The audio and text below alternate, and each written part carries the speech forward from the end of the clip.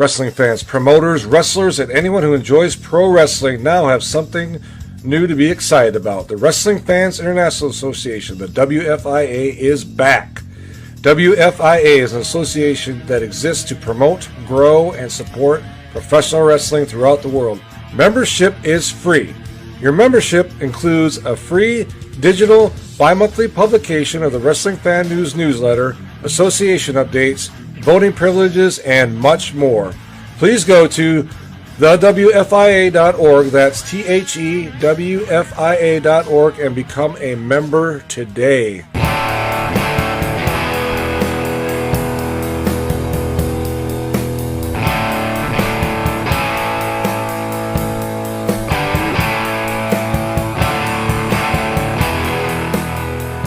All right, everybody, and welcome to Pro Wrestling Wire Radio. This is Rick Del Santo, part of ProWrestlingWire.com. I have a very special guest today, someone I had the chance to check out this past weekend, and quite an excellent match, if I have to say so myself.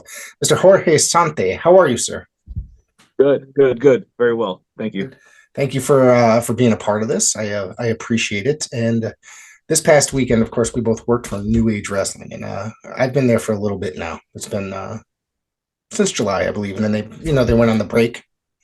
Yeah, I really like working there, and you had this match. Let me ask you about this match. We'll just jump into that before we get into this. You had this great match with Isaiah Wolfe. I thought this was fantastic. Tell me about your thoughts about this Isaiah Wolfe and the match you had. Isaiah Wolfe, he's a veteran himself.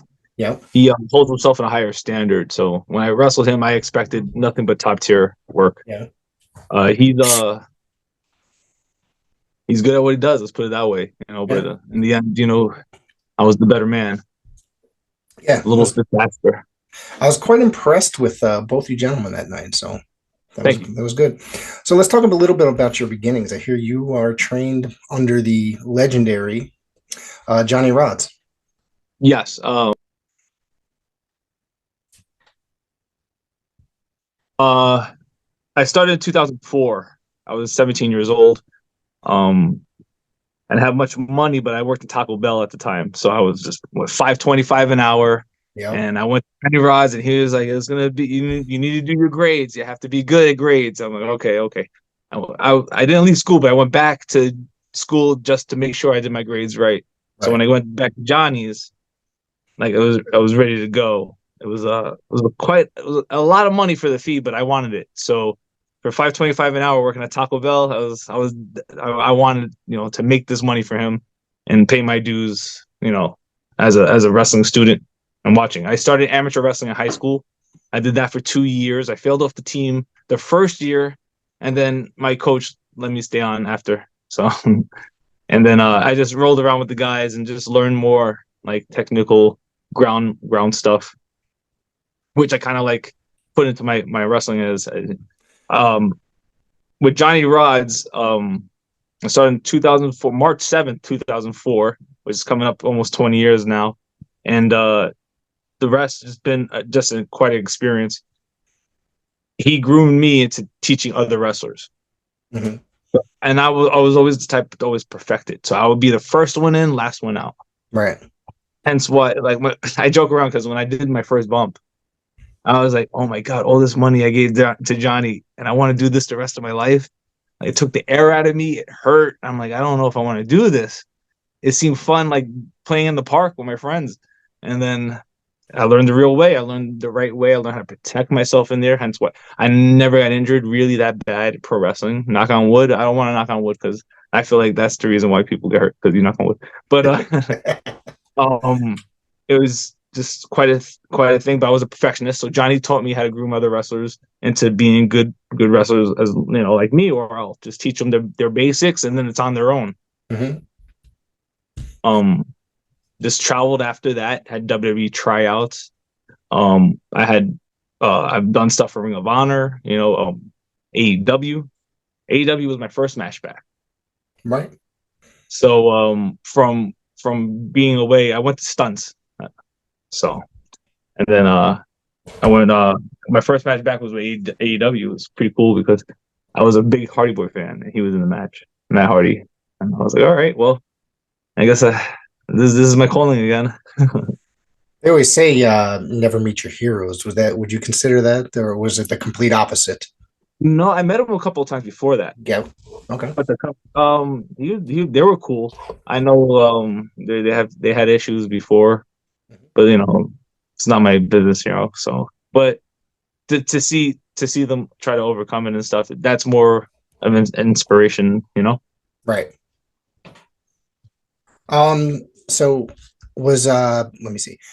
What was your reaction? You told me about the pain. What was your family's reaction about you deciding that you wanted to become a professional wrestler? They liked it. They liked it because Yeah. they thought it was just maybe a fad and that's it. That's Just just every teenager does. Yeah. Yeah. Yeah, and my parents they were very supporting. They came to every show. They did my mother was my first cheer, and there were times I got really like busted up. I had to sometimes I got opened up the hard way. Someone Right. hit me too hard. They'll worry, but that they knew I was fine. They're actually very supportive. That's a good thing because Yeah. there's other people out there just doing on their own, don't care. Yeah, I get that. I get that. There's a lot of things that, you need that support system. That support system is very important. And that's how you know that, you'll make it in a way. Yeah. Tell me about did you know anything about Johnny Rodz going in? Did you know about his legendary career? No, but the only time I know they were doing something about ECW and they did a little stint on Taz. Okay. And that's when they brought up where he came from was the Johnny Rodz, unpredictable school of Johnny Rodz. And it came out of Gleason's gym, which is predominantly known as a boxing gym. Right. Tyson fought there, a couple others, Lennox Lewis. That's when I started knowing more about him and then understanding him. And then when I met him in person, I was kind of intimidated because this is my first ever pro wrestler I remember meeting. The first ever pro wrestler I ever met was Booker T. I stood in line for him, and I was young. Yeah, yeah. I stood in line. There was this promo at a video store signing, and he was one of the coolest dudes you'd ever meet. Seriously, he was real nice and just down to earth. Yeah. Yeah. He's like, "He's brother, this is yours." I was like, "Oh my god, he called me brother." No, that's awesome. Yeah, and getting to know him, he loosened up around me because people come and go in pro wrestling, so you don't know who's staying, who's the jabroni, who's only going to take it serious that long, And he just helped me out a lot. He was there. He never promised me anything. He never promised me any silver spoons. Just if you do the hard work, things can happen for you. Right. Simple. Right. What was your how did you discover professional wrestling as a whole? I grew up in the 1980s. It just so happened it was the big boom, the very first big boom, I guess, in the 1980s. And I've been obsessed with it for about 40 years. So it comes in phases, right? So for my first ever match, it was vivid, but my mother had the cassette tape of WrestleMania 3. All right. Yes. That's the one in 87, right? Correct? Yep. Yeah, 1987, 93,000 screaming fans. Yeah. That's the year I was born also. I was born in 1987. Okay. It's good. And so my brother used to play the tape over and over again, so I used to watch it with him, my older brother. Mm-hmm. Then I just stopped watching it. I had a babysitter. His name was Anthony, and he was every Monday because my mother had to go to work.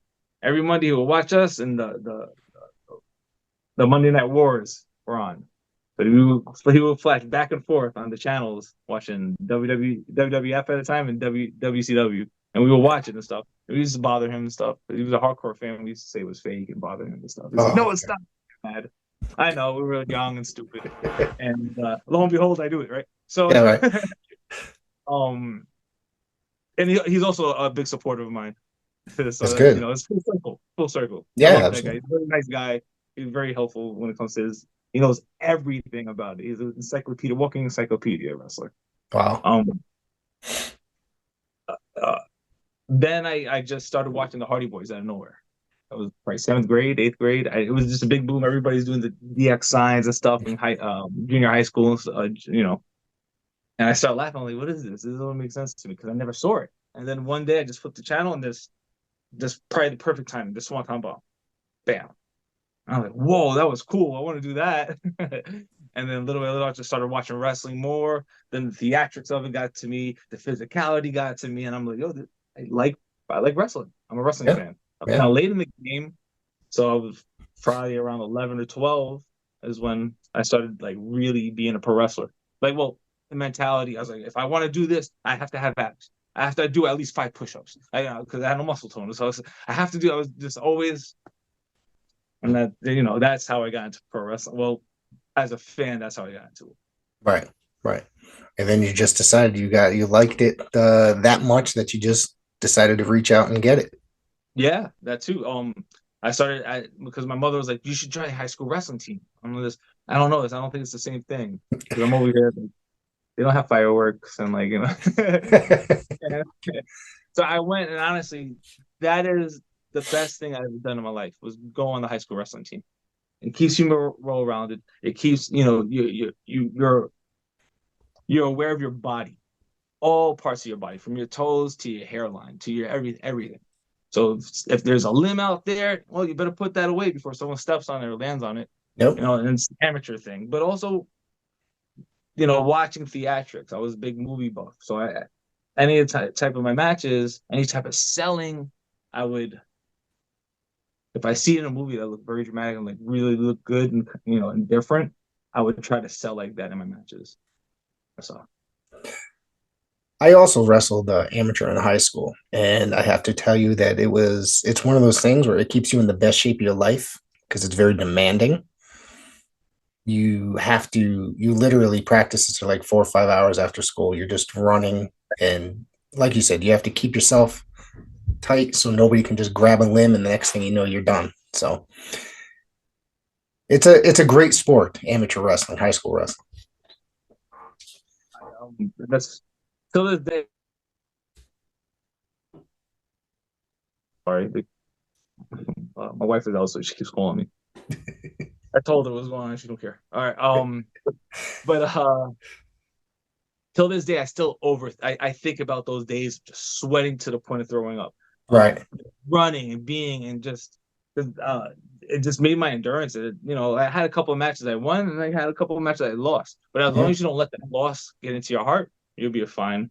Everybody, fighters, sometimes you just, damn, I could have had it, and then it takes a toll on you. And you really lose more and more and more because you're afraid. You're afraid to lose, but you start losing because you're afraid to lose. So, right. Absolutely, it's definitely a fun sport. Do you mind if I ask you about some other guys that came from Gleason's, maybe? Go ahead. Somebody that I've had on the show before. He's about to return in about 2 weeks. Mr. PJ Savage. Okay, I've known him probably late, probably around 2015, 16, 17. Mm-hmm. He disappeared from wrestling, but he was training at Johnny's. That's the only time I knew of him. And then we stood in touch here and there.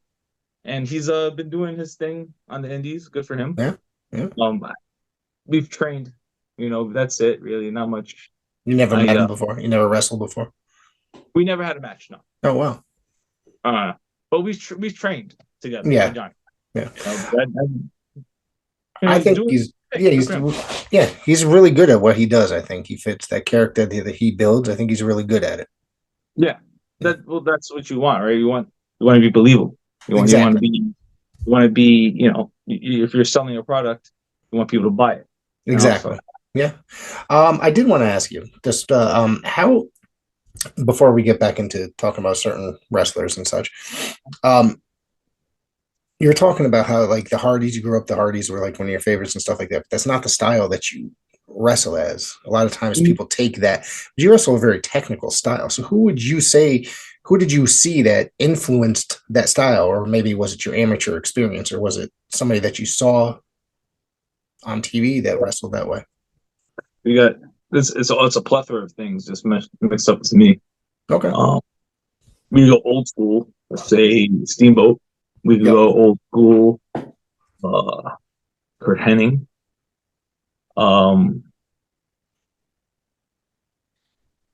We got Eddie Guerrero, 100%. That guy, to me, is the master. It's phenomenal. It's a shame that he left this world as early as he did. Kurt Angle is one of them also. I like his theories on certain things where he's not too traditional when it comes to selling and just getting the move out there. I mean, he has to. I call it the Michael Myers effect, where he'll play dead and I know it just pop up and grab your ankle. Like Michael Myers. It always reminded me of Michael Myers. Right. You know, very taunting. Chris Sabin, huge fan. Been his fan since he first started. Paul London, the guy, which is my buddy. He's a buddy of mine. Cool. Just a plethora of just wrestlers I see and stuff, you know. And sometimes you have this thing like, if you didn't watch these matches, would I be who I am today? Right. But then you like I fiddle with imposter syndrome sometimes. Right? I made it this long, and then you think about it like, if you were down to rock bottom again, could you get back to where you were? And I'm going through that right now, and I'm back to where I am. So I'm not much of an imposter, but that's how they say. If you're in imposter syndrome, you're only an imposter if you can't get back to where you came from, right, when you started. And you know, I'm proud at my age now because I've been away for probably 5 years, 4 years. Really, that long? Yeah. I still consider it 20 years in the business, but I stood away. I was just I became a stuntman for Marvel. Oh, nice. Tell me, what's some of the things that you worked on? So it was not a movie. It was more of the live shows that they have. Okay. So I was there, Bruce Banner and the Lizard. You know, I've did a couple of pilots for Hitman shows and stuff like that. And, you know, it didn't go nowhere, but you know, it's good to wet my feet and get through the threshold doors of stunts. Yeah. I know you mentioned earlier before we hit record that you said something about working WWE tryouts before. Yeah, that's right. I was part of the actual really good performance center tryout back in 2014. I was in there with Kevin Owens, who else? Roderick Strong. Basically, the whole entire roster of Ring of Honor I was there with. That's crazy. That's wild. Yeah, that's wild. I mean, I used to watch the Kevin Owens, Kevin Steen, whatever, back, you know, working Ring of Honor, and I never realized that he would become one of the biggest stars in professional wrestling in WWE. I knew it because there was a part in the tryout when DeMott was like, "Make sure that kid don't die."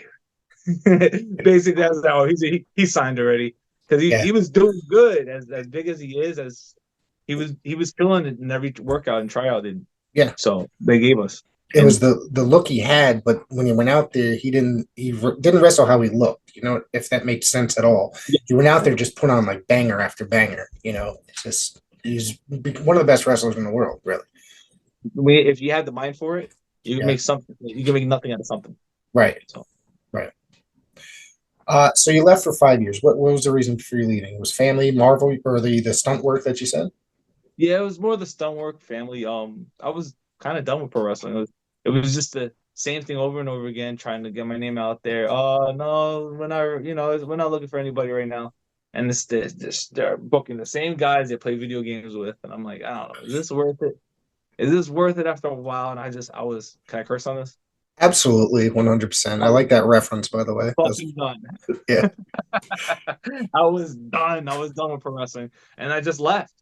And I just pursued stunts. There was an audition for Marvel, and I just went and got it. And that same day, it's brother, it's sister, brother. Yeah. Same travel, same arenas. We were trailing SmackDown, doing better numbers. Yeah. Not surprising, but yeah. Marvel. Yeah, exactly. The biggest thing in the world, Marvel, really. Yeah. Exactly. So it was definitely an experience. I learned how to live through my suitcase. Basically, I was in WWE, but as Bruce Banner, the Lizard, stuff like that. Right. So then you did that for roughly 5 years. You were gone for 5 years. You came back. All of a sudden, you showed up in AEW, right? For a match. So tell us how you got there. During the pandemic, it stopped. Everything stopped. The show stopped and all that. Right. Stuff. So I left tour kind of early as well. to because I had deals to go into the NYPD. Okay. But that didn't go as planned, and I decided to just find a job and just stay there. And actually working up the ladder in this job. Mm-hmm. But during the pandemic, I gained a lot of weight and stuff, and I was just like, swollen, didn't care. I coach at Fallout now. I'm one of the head coaches there. Mm-hmm. And when they opened up, I was like, all right, I guess, what harm can I do? I talked with some of them. They took me in as a coach, and I was like, I'm just gonna coach. I'm not gonna wrestle.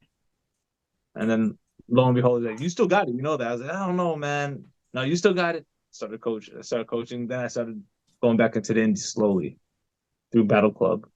You got the taste back, basically. The taste came back. Yeah. But I got taste back because I'm friends with a buddy in there, and he was like, "This, if you want, I can pick you a dark match." I was like, "All right, let's see what I'm worth in front of a freaking live crowd at the Prudential Center." That was the biggest crowd I ever performed in. But I wasn't nervous because the arena shows with Marvel were big numbers, so it was just kind of like second nature. I was just more nervous, like I hope I don't mess up in front of everybody and look stupid. But it came out pretty well. It was me and Teddy. Can look it up. I think I have it here somewhere. Yeah. Teddy Goods. Ted Goods. Yeah, he was just at with Matt Hardy. Yeah, he was just he's part of Wrestling Open on a regular basis, correct? Yeah. Yes, he's a good guy. Really nice guy too. I saw him over the weekend. Actually, I worked New Age that Saturday night. In the morning, I was at New England Fan Fest, and he was there. So we drove in. We drove in from Rhode Island. Yeah. Yeah, the toy store also was pretty badass too. Yeah. I'm not a toy collector anymore, but I know people that are. As you can see behind me, I have people that are huge into collecting figures, all sorts of stuff. So it's just it's a very addictive hobby. You think I don't need this toy, and then a week later, you know what? I should get it. Yeah, it becomes a problem. Sorry. Absolutely. And then you're broke half the time. No. Say again. Then you're broke half the time. So. Oh yeah. Yeah, with the toys and stuff. Tell me about your going to Ring of Honor, working Ring of Honor, and how that went. Yes. That was back in 2013. Yep. 14. I was I did a dark match with one of their pay-per-views. It was me and Evan Bourne's brother, Mike Bourne. Yep. Versus the Bravado brothers, which is one of them is in WWE right now in NXT. Okay. We got he's a very funny guy though. They sport the jerseys. Was part of Chase U? Is that what you're referring to? Yeah, Chase. Yes. Yeah. Chase University. Yep. Those were cool. That was really cool and stuff. Then I got a call saying they would like me to wrestle and on TV for them for Ring of Honor television in April, and I was hoping to get more seen and stuff, but then I had my first son. I had to hold back traveling over there. But I wrestled Tiberius Thomas. Right, I see that here in front of me. Yep. Yeah, Tiberius Thomas, and that was a good match. That showed like how I could go because people were screaming, "Oh, bathroom break!" And then in the end, they were all clapping and cheering and going crazy and banging on the metal and stuff. I was like, "All right, we got him." And then Scum came out in spirit, and I got gored. But those were because I've done their tryouts. I did their seminars, and they saw something in me and stuff. So I would show up to these places, and lo and behold, I was like, "Oh well, this guy's worth something," which is what they would say and stuff. And he's like, "What do you think I'm gonna do in a show here?" I was like, "I'll drive there. Don't worry, I'll go there." And then, what about here? And I'm like, "Well, that's the Manhattan Center. I live like 30 minutes away. That's fine. By train." So that's an amazing building too, and there's a lot of history there. A lot of wrestling history. Where we were getting dressed, you could see it's still stuck. That whole entire place, the dressing rooms are stuck in the 30s. Yeah. Wow. Yeah. Wow.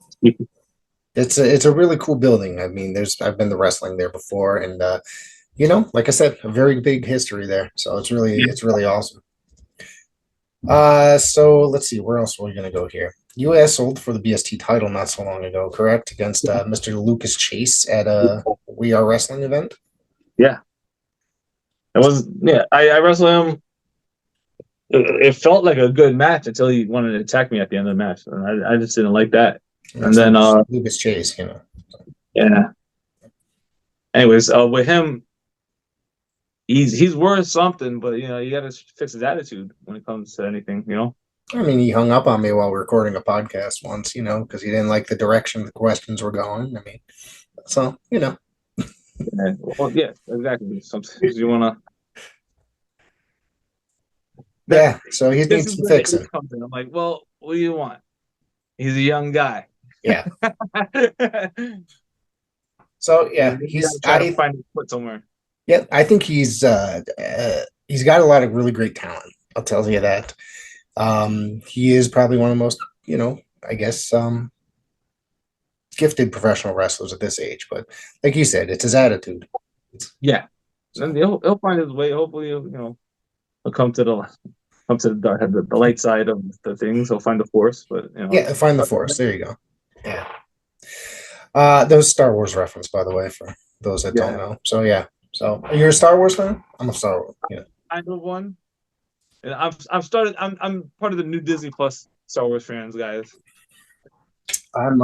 I've seen the originals in the theater. That's how old I am. All right. So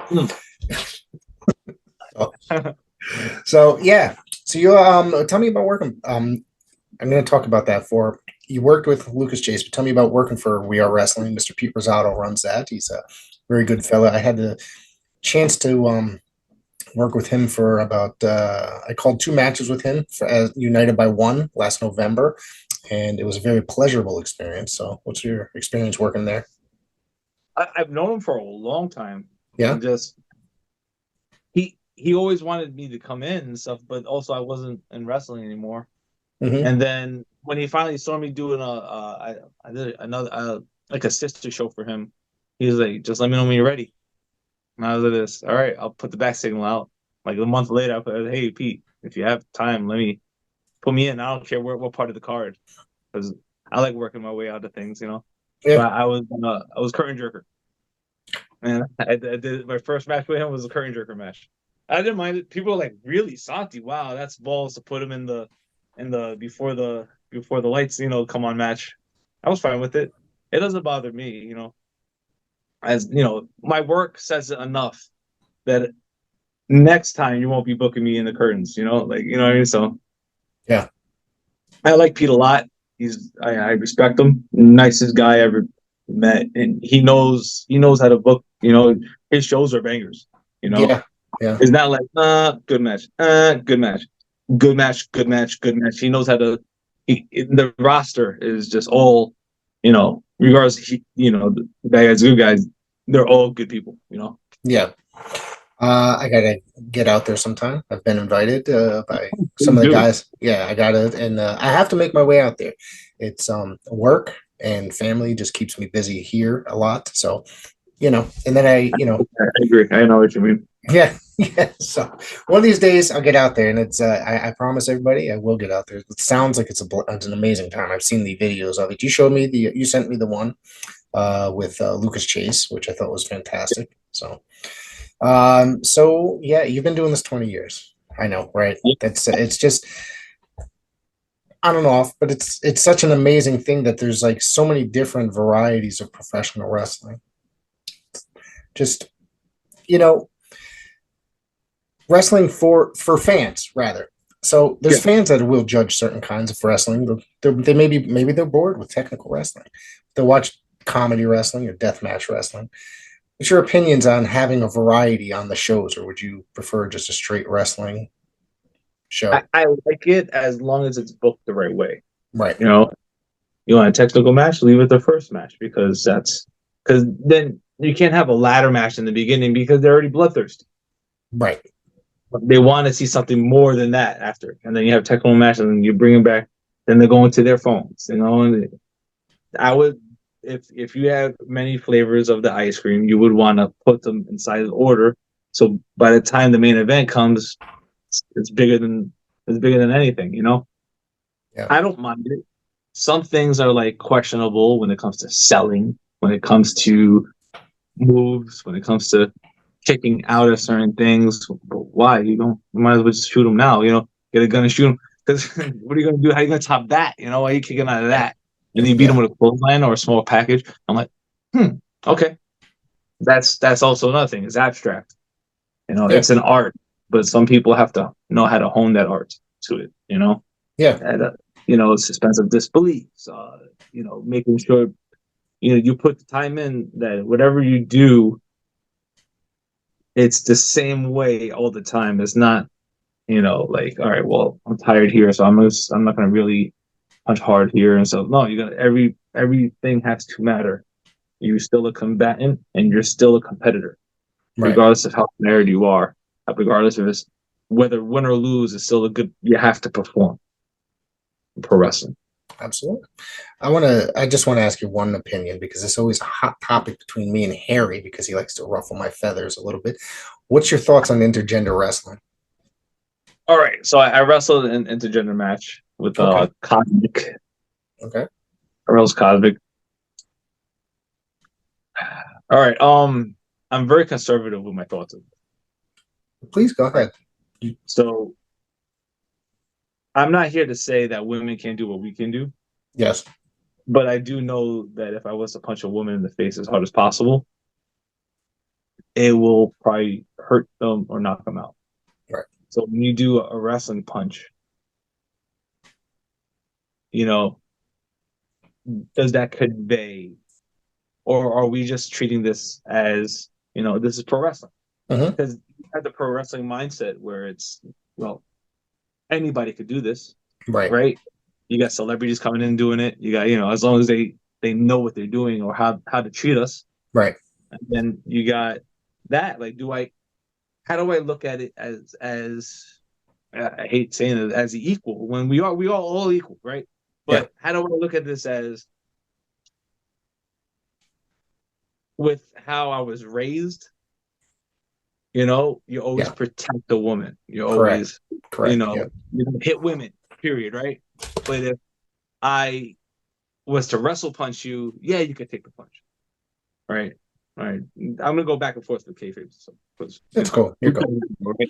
So in a real fight, if I would win, which will never happen, I don't hit women, but there's gonna be more damage, and it's we everything's there, right? We have the idea of the science of it, the anatomy of a man and a woman, right? In a real fight, I've never seen a woman beat up a man like in a real fight in the streets, unless the guy got kicked in the nuts and that was it. Right? Yes. Yeah. I don't mind it as long as you know what it is, but at the same time, I'm a very realist wrestler. And I don't think sometimes women should be in the ring with men fighting. I like the way that you described it, because one of the things that it's always an argument that is that I don't like intergender wrestling at all. I'm not saying that it makes a lot of views, though. I'll let you know right now, especially for the countries over on the east side. Yeah, it's just there's just something about it. Like you said, I was brought up a certain way. A man does not hit a woman, and it just reminds me of like domestic abuse, kind of, in a way. So I never, it's like, that's why it doesn't make any sense to me on top of it. And then sometimes you have a girl that's maybe 75 pounds beating somebody that's 300 pounds, and it makes absolutely no sense whatsoever. And that's I see where you get. I believe me. That's why I don't like it. Like, they wanted a girl to be heel against me. I was like, you know what? I can't do this match. Yeah. It is not because I'm taller, I'm bigger. Let me be the heel. Let her fight her way out of it, and I'll find a way. And the way I wrestled Cosmic was I didn't punch her till the very end. And when I did punch her, they were like, "What the hell? What, are you gonna hit a girl? This, and that?" And I'm like, I was shocked. And she sold it. Like, it was. I was like, if you're gonna sell this punch, know that it's a punch. And just, I'm not saying one punch will knock out a woman, but that fucking hurt. Right. And she did an amazing job doing her part as, you know what, this motherfucker finally hit me. I can't believe this shit. And that's how you want to kind of build it, right? It was all Right. wrestling from there. I even teased it and just grabbed a hold, like stuff like because I was trying to fight the part where she's not a man, she's a girl, So I was trying to show the realism to it. He made it I don't. realistic. Yeah, I get it. I try to make it as realistic as possible, make it make sense. Because at the end, when I did punch her, they were fucking booing. They were booing. They hated me. I loved it. It was Staten Island crowd too, so they're all like, "Hey, wait a second." So I'll go in. One of the matches I want to talk to you about. You actually sent me this link as well, and I watched it today. Somebody I'm very fond of actually in the ring. I've had the experience. I've had the opportunity to call a couple of his matches between Colosseum and New Age Wrestling. I guess Prince Ahmed, who's he's insanely good. He needs to be signed right away. Yeah, he needs to make some yeah. real money in pro. He needs to make the big bucks. That's how good he is. Yeah. I know we have our ruffled feathers with each other and stuff, but on the reality side, he's one of my coaches at the school, a Fallout shelter. Mm-hmm. He's nothing but the nicest guy you ever. There are times when I'm like, no, F this, F that. And then he's in my ear and I'm like, all right, you're right. Maybe I should calm down. And he's been nothing but both angels on the side of my shoulder, right. Making me think good things and stuff. And he is so talented. I just can't get over it. When I first met him, he was going to be a dentist. And we're talking about Johnny Rodz days. He was trying to be a dentist. Okay. Well, I think, he was in school for dentistry. Okay. And then I guess wrestling was just was happening more for him, and he just stopped. And that's a story in itself, because if he does make it, that's a great story to be like, I could have made big bucks as a dentist, but a lot more than wrestling. Yeah, exactly right. So our matches are just, people thought that we always trained together. We never met until 2001. No, sorry, 2021. Sorry. Okay. 21. I get those numbers. 2021, when after the pandemic was slowing down, Fallout opened, and I was like, hey man, just come to school and roll around. I'm really fond of your stuff, because he would post videos. And that was, I met him probably back in 2016, 15. And then I re-met him again, like almost like 7 years later. And I was just roll around. If you don't like it, you don't have to come back and stuff. And we wrestled and we trained together, and it's like magic. Like magic. That's People awesome. Thought we were brothers. That's how good we wrestled. So it was the first time we ever, So he gets it. That's the thing. It's rare when someone gets it, Seeing him out of character, it's very shocking as compared to the character he is in front of the people. Then you see him, backstage or whatever. He's very calm. He's very polite. So, geez, is that the same guy? Yes, nerd also. Yeah. All right. So there's another guy that's another phenomenal performer. I shouldn't say performer, but professional wrestler, Darius Carter. Yes, I like him a lot. Yeah, I like his work. I like the art that he does with his matches. I like how he takes his time to let people know he's that guy. They were like, when I disappeared and I came back, he's like, now he's the king of New York. I was like, I didn't even know I was the king. I didn't know I was labeled as the king of New York. But they were saying, well, he took it after you left. I'm like, huh? I didn't even know I was the king. If I knew I was the king of New York, I would have stood back in wrestling still. But I think what he got going on for him also is he gets it. Mm-hmm. You do it just like that. And that's exactly what Darius is. He's that guy also. You could learn something from him. He's his own thing.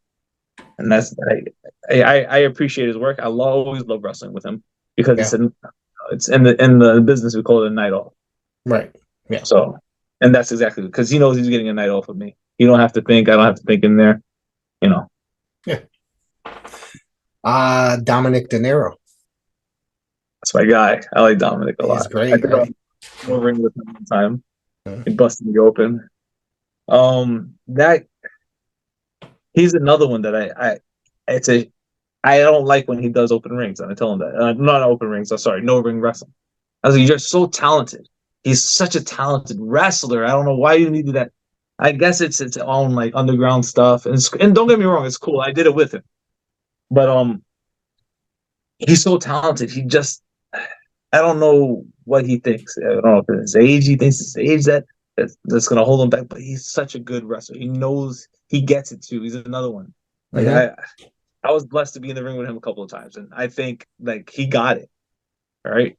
There's some people that never push me to the limit. He's one of them that kind of pushes me to the limit. Like, all right, now I got to pick my game up because this guy, is going to show off this old dog. So, I like his work. I like his aggression. I like what he means. His new tracksuit gimmick is hilarious. It's not hilarious. It's serious, but it's kind of like, you know what? It would fit this W, like, and I have nothing but positive things about this guy, and wrestling needs someone like him. Wrestling needs someone like Darius. Wrestling needs someone like Ahmed, and wrestling needs someone like Denaro. They are they're hard wrestlers, like pure wrestlers, and have you ever worked Jay Vara before? Jay Vara? Jay Vara? Jay Vara. I trained with him. I trained with him a couple of times. Okay. When we were younger. Yeah. Yeah. Actually, I did have a match for him, but we had to cut it short because he busted his face on the floor. Oh, he started bleeding out. Yeah. So we had this, we were wrestling and stuff, and I threw him out, but he slipped on the floor and hit his head. And when he got up, I was waiting for him to get up, and then all of a sudden his face was painted red. Oh my God.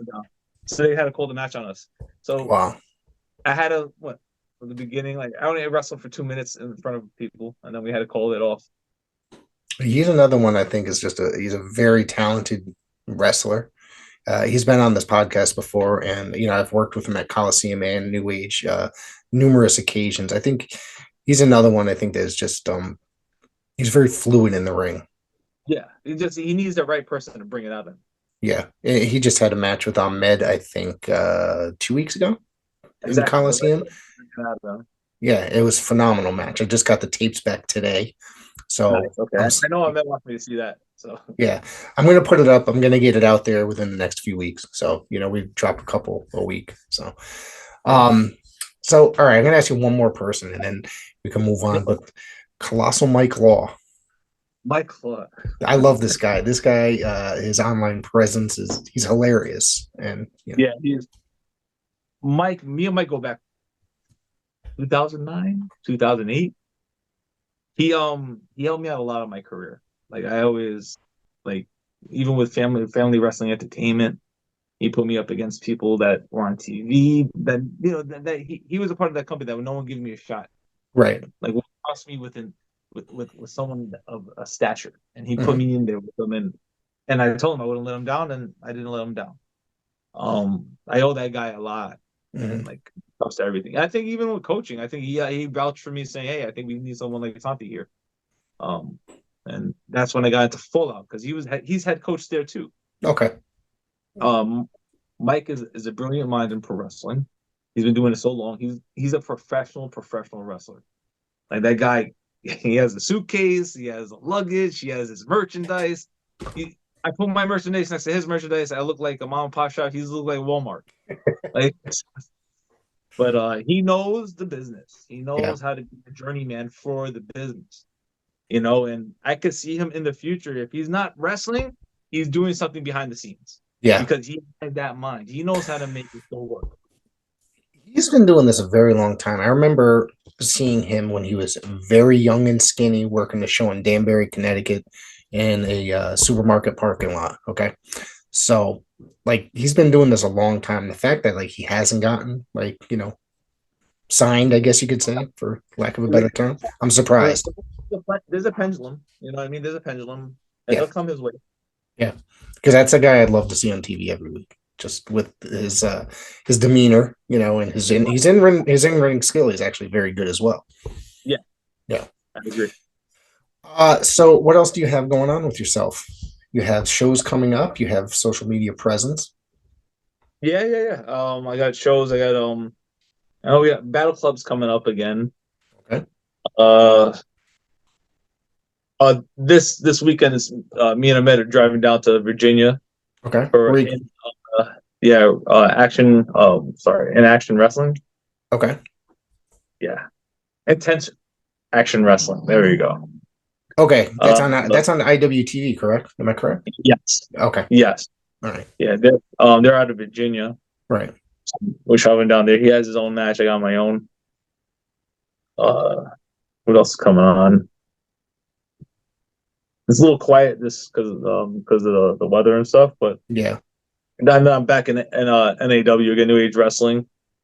BTS is on the way as well. BST, sorry, BST. BST. That's in March 1st. Are you on their March 1st show, which is next Friday? No, the You're not. April show.